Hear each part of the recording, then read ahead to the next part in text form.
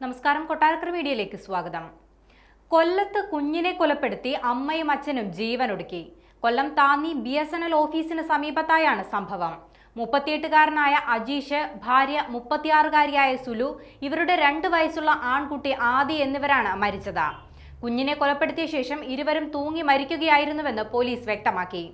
ഇന്ന് രാവിലെയാണ് ഇരുവരെയും വീട്ടിനുള്ളിൽ തൂങ്ങി മരിച്ച നിലയിൽ കണ്ടെത്തിയത്. കുഞ്ഞ് കട്ടിലിന് മുകളിൽ മരിച്ച നിലയിൽ കിടക്കുകയായിരുന്നു. സ്ഥലത്ത് പോലീസ് എത്തി ഇൻക്വസ്റ്റ് നടപടികൾ ആരംഭിച്ചിട്ടുണ്ട്. അജീഷ് നേരത്തെ ഗൾഫിലായിരുന്നുവെന്നും എന്താണ് സംഭവത്തിന് കാരണമെന്നും അറിയില്ലെന്നാണ് നാട്ടുകാർ വ്യക്തമാക്കുന്നത്.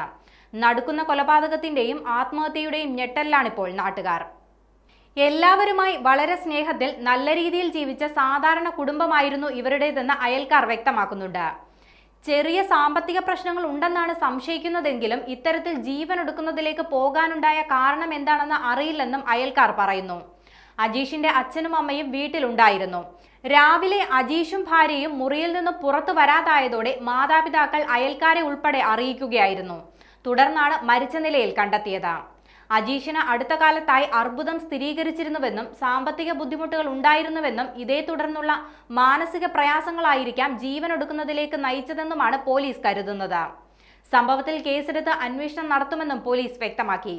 ചെറിയ ജോലികൾ ചെയ്താണ് അജീഷ് കുടുംബം പുലർത്തിയിരുന്നത്.